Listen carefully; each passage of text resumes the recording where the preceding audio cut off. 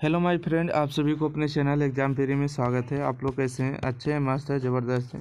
तो आज की इस वीडियो में आपको क्लास 10th का फिजिक्स लेकर आए हैं, ठीक है। प्रकाश के परावर्तन अपवर्तन, और इसमें जो है 100 टॉप क्वेश्चन को कंप्लीट करने वाले हैं।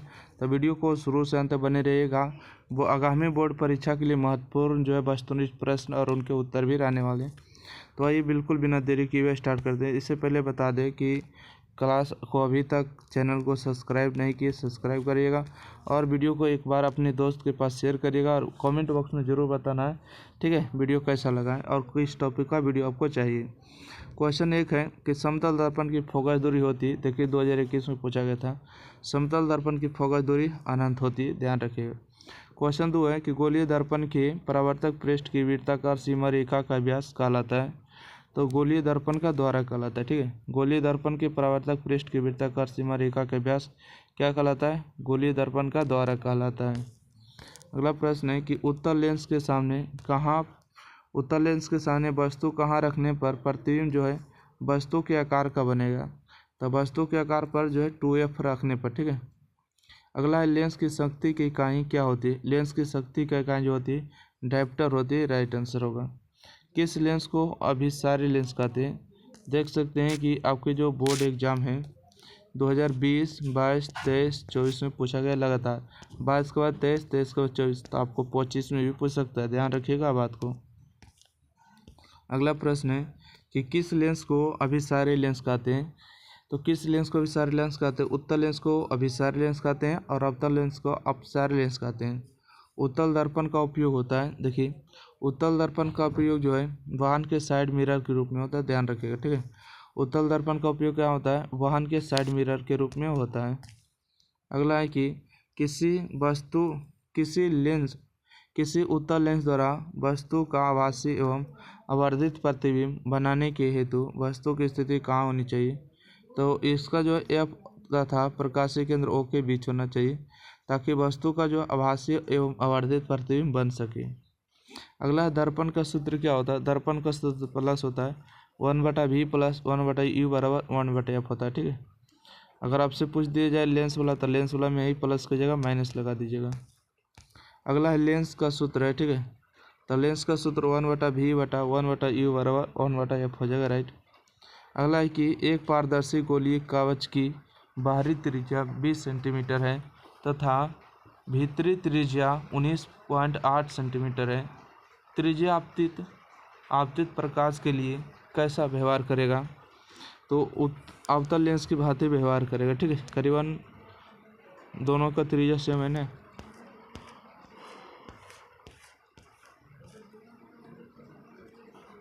चलिए अगला प्रश्न देखिएगा। क्वेश्चन नंबर 11 है कि सरल सूक्ष्मदर्शी में किस प्रकार के लेंस कार्य करती है, ठीक है। सरल सूक्ष्मदर्शी में किस प्रकार का लेंस कार्य करता है? तो उत्तल लेंस करता है। 2 मीटर का फोकस अंतर वाले उत्तल लेंस की क्षमता क्या होगी? तो 0.05 डी होगी। किसी गोलीय दर्पण की फोकस दूरी 10 सेंटीमीटर, उसकी वक्रता त्रिज्या होगी, देखिए एफ बराबर 10 दिया तो आर बराबर कितना हो जाएगा? तो बोलिएगा 10 दूना 20 होगा, ठीक है। क्योंकि नॉमरिकल है, फोकस दूरी मतलब कि एफ का मान दिया, ठीक है। और एफ बराबर होता है आर बटा में 2 होता है और त्रिज्या पूछा था 2 गुना करिएगा तब 20 गुने में 2 करिएगा तो त्रिज्या आर निकल जाएगा, तब 10 दूना 20 होगा, ठीक है। अच्छा यहाँ 10 दिए ना, 10 दूना 20 होगा, राइट। अगला है कि किसी गोलीय दर्पण तथा किसी पतले गोलीय लेंस दोनों की फोकस दूरियाँ -15 दर्पण तथा लेंस संभवतः है। देखिए दोनों को दोनों अवतल ही होंगे, ठीक है, अवतल। अगला है अवतल दर्पण की फोकस दूरी होती है। अवतल दर्पण की जो फोकस दूरी होती है ऋणात्मक होती है, ध्यान रखिएगा। उत्तल के पूछेगा तो धनात्मक बताइएगा, ये ऋणात्मक होगा। देखिएगा 2021, 22, 23 में पूछा है, 24 में नहीं पूछा तो 25 में आपको पूछेगा। अगला प्रश्न है निम्न में से किस लेंस की फोकस दूरी धनात्मक होती है? तो उत्तल लेंस की फोकस दूरी धनात्मक होती है। किसी अवतल दर्पण की फोकस दूरी एफ तथा उसकी वक्रता त्रिज्या आर कौन सा संबंध से? तो एफ बराबर आर बटा 2 था तो आर बराबर 2f नहीं होगा, है ना। अवतल दर्पण के सामने वस्तु को कहाँ रखा जाए ताकि प्रतिबिंब उल्टा, वास्तविक और समान आकार का बने?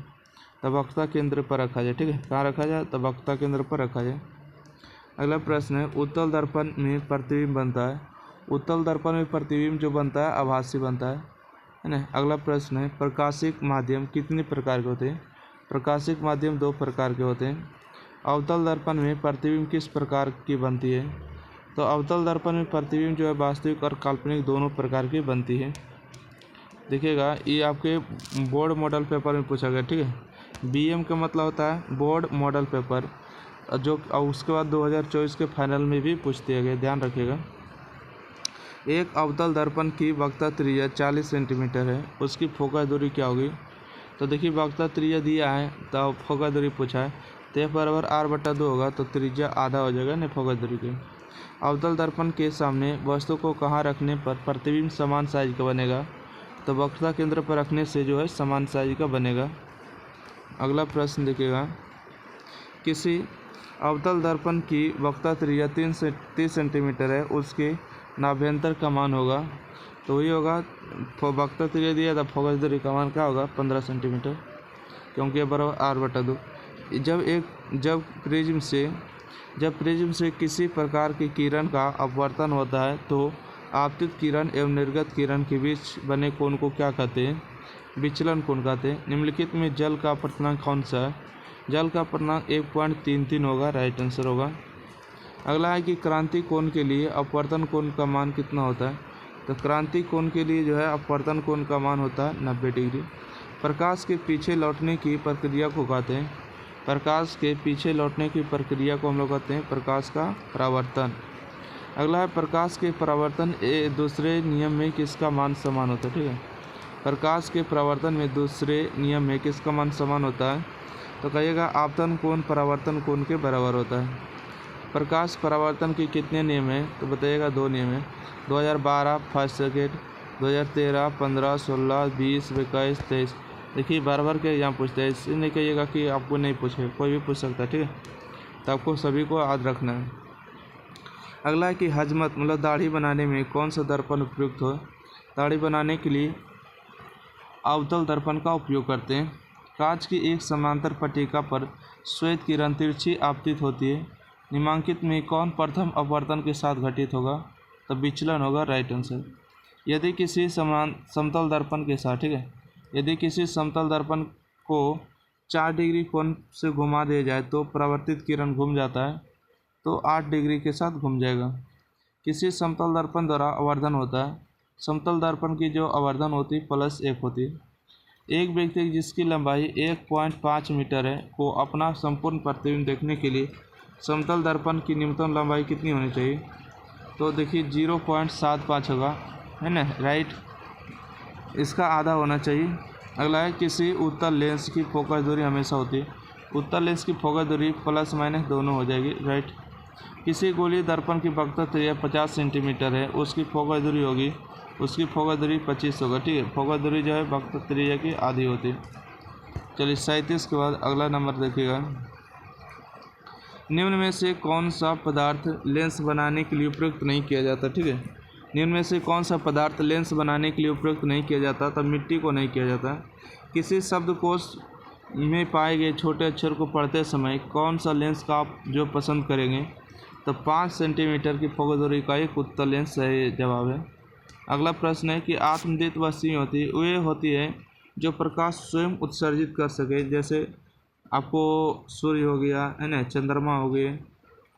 अगला है स्वयं प्रकाश उत्सर्जित करते उसे आत्मदीप्त वस्तु कहते हैं।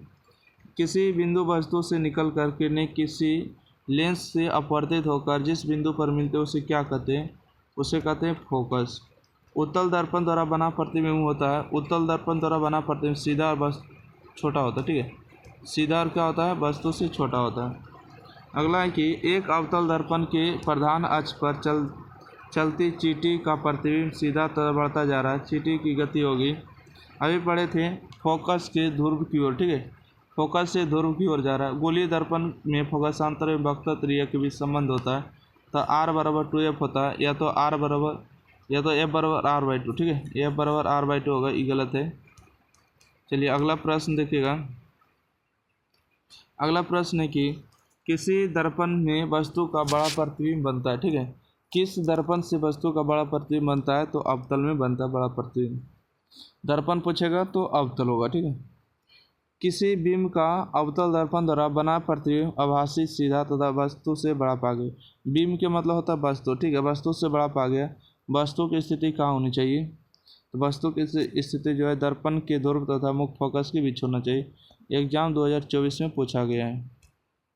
अगला प्रश्न है, यदि समतल दर्पण को अभिलंब की दिशा में 5 सेंटीमीटर खिसका दिया जाए तो प्रतिबिंब खिसक जाएगा 5 सेंटीमीटर से। सूर्य की किरण को एक अवतल दर्पण के गौण अक्ष के समानांतर आपतित कराया जाता है। गोलीय दर्पण की फोकस दूरी की आधी दूरी पर एक समतल दर्पण अभिसारी किरण का परावर्तित करता है। समतल दर्पण द्वारा बना प्रतिबिंब होगा तो काल्पनिक तथा सीधा होगा, ठीक है। ये कोई भी एग्जाम में नहीं पूछा गया है। अगला प्रश्न बढ़ेगा। अगला है कि गोलीय दर्पण की फोकस दूरी उसकी वक्रता त्रिज्या की होती है, आधी होती है, ठीक है। गोलीय दर्पण की फोकस दूरी उसकी वक्रता त्रिज्या की क्या होती है? आधी होती है। स्पेक्ट्रम में किस रंग की किरण का झुकाव अधिक होता है? तो बैगनी रंग के किरण का झुकाव अधिक होता है। तैलीय कागज होता है, तैलीय कागज जो है पारभाषक होता है, ठीक है। पारभाषक इसका राइट आंसर है। अगला है कि किसी दर्पण से आप चाहे कितनी भी दूरी पर खड़े हो, आपका प्रतिबिंब सदैव सीधा प्रतीत होता है। संभवतः दर्पण कौन होगा? या तो समतल होगा या तो उत्तल होगा। किस दर्पण से हमेशा वस्तु से छोटा प्रतिबिंब प्राप्त होता है? तो उत्तल से जो हमेशा छोटा प्रतिबिंब ही प्राप्त होते हैं। अगला प्रश्न देखिएगा। -4D क्षमता वाले अवतल दर्पण की अवतल लेंस की फोकस दूरी होती है 25 सेंटीमीटर होगा। निर्गत किरण एवं अभिलंब के बीच के कोण को क्या कहते हैं? निर्गत कोण कहते हैं। समतल दर्पण के द्वारा बने प्रतिबिंब कैसा होता है? काल्पनिक होता है, राइट आंसर। एक गोलीय दर्पण की फोकस दूरी प्लस में 20 सेंटीमीटर है। यह गोलीय दर्पण कैसा होगा? उत्तल होगा, ठीक है। प्लस से उत्तल होगा। प्रकाश की चाल विभिन्न माध्यम में होती है तो भिन्न भिन्न होती है। स्नेल के नियम का गणितीय रूप कौन ऐसा है? तो म्यू बराबर साइन आई बटा में साइन आर होता है। देखिएगा कहाँ लिखा हुआ, म्यू बराबर साइन आई बटा साइन आर, आई बटा आर होगा, तो इसका ए नंबर राइट आंसर है। देखिए 2013, 15, 16, 19, 21 में पूछा गया। किसी कोलाइडी विलयन में निलंबित कणों से प्रकाश के पराकिरण को कहा जाता है? डिंडल प्रवाह कहते हैं, ठीक है। किसी कोलाइडी विलयन में निलंबित कणों से प्रकाश के पराकिरण को कहते हैं डिंडल प्रवाह कहते हैं। स्पेक्ट्रम प्राप्त करने के लिए किसका उपयोग करते हैं? तो स्पेक्ट्रम प्राप्त करने के लिए प्रिज्म का प्राप्त करते हैं। और प्रिज्म में जो है 5 सतह होता है। किसी माध्यम की अपवर्तनांक का मान होता है? माध्यम का अपवर्तनांक साइन आई बटा में साइन आर होगा, राइट आंसर। अगला प्रश्न है, उत्तल दर्पण में आवर्धन का महत्तम मान होता है, ठीक है। उत्तल दर्पण में आवर्धन का जो मान होता है 1/2 होता है। अवतल लेंस का आवर्धन का मान होता है, ठीक है। अवतल लेंस का आवर्धन बराबर होता है अवतल है ना, प्लस में v/u होगा, राइट आंसर। अगला प्रश्न है कि अवतल दर्पण से परावर्तन के बाद किरण बिंदु गुजरेगा, कहाँ गुजरेगा? तो ऑप्शन नंबर सी होगा, एफ मतलब फोकस से गुजरेगा। अगला है, जब प्रकाश की किरण हवा से कांच में प्रवेश करती है तो मुड़ जाती, क्या मुड़ जाती है? अभिलंब के निकट मुड़ जाती। प्रकाश का वर्ण विक्षेपण किस उपकरण से संभव होता है? तो प्रिज्म से संभव होता है। दृश्य प्रकाश में किस वर्ण का तरंगदैर्ध्य अधिकतम होता है? तो लाल रंग का तरंगदैर्ध्य अधिकतम होता है, ठीक है। दृश्य प्रकाश में किस वर्ण का तरंगदैर्ध्य अधिकतम होता है? लाल रंग का। अगला है कि साइड मिरर के रूप में प्रयुक्त होती है। साइड मिरर के रूप में प्रयुक्त होती है तो उत्तल दर्पण होती है। विचलन माध्यम से सघन माध्यम में जाती हुई किरण मुड़ जाती है विलंब की ओर मुड़ जाती है। देखिए क्वेश्चन 2024 में पूछा गया। अगला प्रश्न है, किसी उत्तल लेंस का फोकसांतर जो है 50 सेंटीमीटर है, उसकी क्षमता होगी प्लस में 2D होगा। किसी दर्पण से वस्तु को कहीं भी रखने पर वस्तु के बराबर आकार का सीधा प्रतिबिंब बनता है, दर्पण जो है समतल होगा। अगला, निम्न में कौन सा पदार्थ लेंस के लिए प्रयुक्त नहीं किया जाता? देखिए मिट्टी नहीं किया जाता, कांच, पीतल नहीं किया जाता, ठीक है। पीतल दिया था, पीतल होगा, राइट आंसर। अगला है, निम्नलिखित में कौन संख्या जो है प्रकाश के अपवर्तन के नियम के लिए सही है? तो प्रकाश के परावर्तन के लिए या तो अपवर्तन के लिए जो है दो ही नियम है ना। लेंस में मुख्य फोकस की संख्या कितनी होती है बताइएगा। लेंस में मुख्य फोकस की संख्या 2 ही होती है। ऑप्शन नंबर बी इसका राइट आंसर होगा। अगला प्रश्न है कि